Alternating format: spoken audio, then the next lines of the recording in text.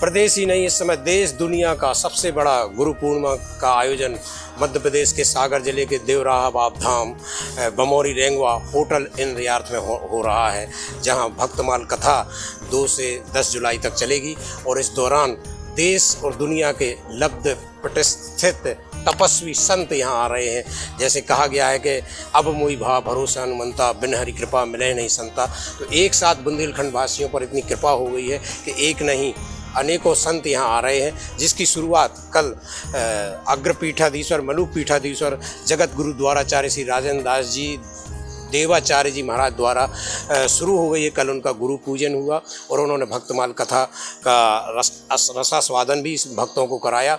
यहाँ पर लगातार विराजे हुए हैं श्री श्री 108 श्री स्वामी श्री महंत किशोरदास जी देव जी महाराज, श्री गोरेलाल जी कुंज श्री धाम वृंदावन, जो कि इस आयोजन के पूरे मुख्य कर्ता धर्ता या कहें कि जिनके सानिध्य में पूरा कार्यक्रम हो रहा है, वो लगातार यहाँ विराजे हुए हैं। और उन्हीं के आमंत्रण पर देश के तमाम संत यहाँ पर आ रहे हैं। और ये बुंदेलखंड वासियों के लिए एक महाकुंभ जो संत मिलन का मिला है, अमृत वचनों का मिला है, उसकी कल्पना कई बुंदेलखंड वासियों ने नहीं की होती। क्योंकि आप कहाँ से शुरू करें, कहाँ हम ख़त्म करें।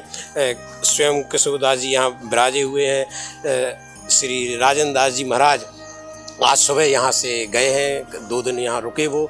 और इसके बाद श्री श्री 108 देवराहा जो महाराज हैं, बड़े महाराज देवराहा धाम वृंदावन, वो आ रहे हैं यहाँ पर। चिन्मयानंद जी आ रहे हैं, पुंडरी गोस्वामी जी आ रहे हैं।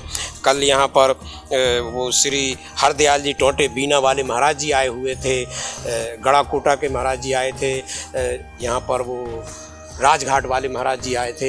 लगातार संतों का यहाँ आना शुरू है और जो आसपास के संत हैं वो भी आ रहे हैं। तो ये एक सुअवसर मिला है बुंदेलखंड वासियों के लिए, क्योंकि अध्यात्म की बुलंदी पर इस समय बुंदेलखंड है। बुंदेलखंड के ही जन्मे हुए ये संत हैं जो आज देश दुनिया में सबसे प्रतिष्ठित नाम है, जिनके प्रति आस्था जन जन की आस्था है, जन जन जिनको विश्वासपूर्वक जीता है। आप जानते हैं कि श्री श्री 108 जगत गुरु द्वाराचार्य अग्रपीठाधीश्वर मलिक पीठाधीश्वर राजेंद्र दास देवाचार्य जी महाराज के बारे में आप प्रेमानंद जी को लगातार सुनते। उन्होंने कहा कि वो एक ऐसे संत हैं जो लगातार शास्त्र आधारित बात करते हैं, एक शब्द भी इधर का उधर नहीं होता। तो इतना विश्वास और आस्था है कि लाखों करोड़ों लोग उनके प्रवचन सुनकर अपने जीवन में परिवर्तन ला रहे हैं। ऐसे संत यहाँ आकर आज सुबह गए हैं। और जो संत आ रहे हैं वो सब अपनी अमृत वाणी से बुंदेलखंड की इस धरा पर ऐसी बरसात करेंगे कि जिससे भीगे बिना कोई रह नहीं पाएगा जो इस पंडाल के अंदर आएगा। और यहाँ के आयोजक बड़ी शिद्दत के साथ भक्तों की अतिथियों की देखभाल कर रहे हैं, उनके सब रहने खाने की व्यवस्था, लगातार यहाँ भंडारा चल रहा है।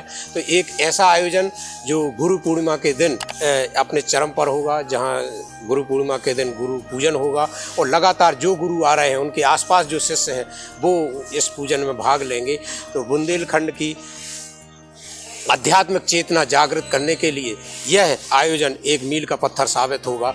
और जो आयोजक हैं अनिल तिवारी और अजय दुबे, वो लगातार लोगों को आमंत्रित भी कर रहे हैं और उन्होंने लगातार संतों को जो यहाँ पर लाने की व्यवस्था की है, उनकी व्यवस्था, उनको लाने ले जाने, उनके ठहरने की और जो भक्तगणों की व्यवस्था की है, उसके कारण भी आयोजन में 4 चांद लग गए और सभी यहाँ आस्था श्रद्धा और विश्वास से भरे हुए आ रहे हैं। और यदि एक एक वचन भी जीवन में आत्मसात किया यहाँ आकर तो एक बड़ा परिवर्तन आएगा, खासकर युवाओं में जो आध्यात्मिक चेतना आ रही उसमें।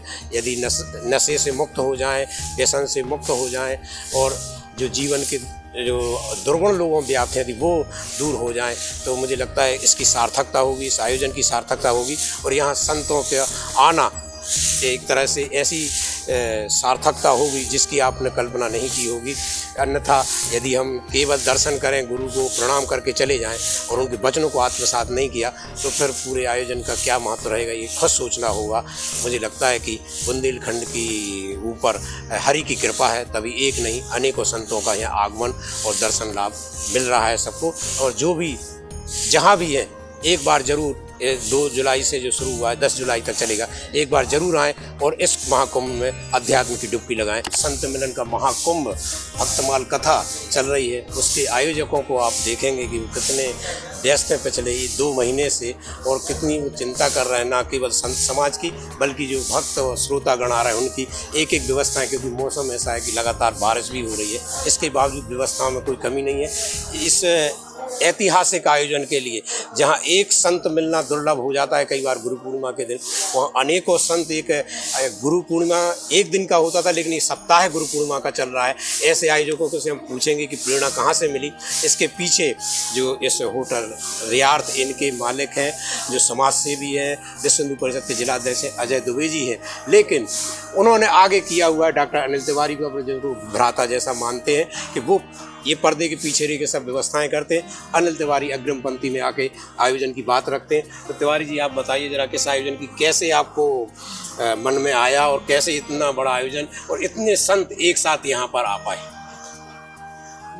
गुरु पूर्णिमा महामहोत्सव मनाने के लिए हमारे बड़े भाई अजय भाई साहब और हम सब लोग पहुँचते हैं सरकार के पास निवेदन करने के लिए, और सागर के लिए गुरु पूर्णिमा का आयोजन 10 तारीख का हम लोगों को मिलता है।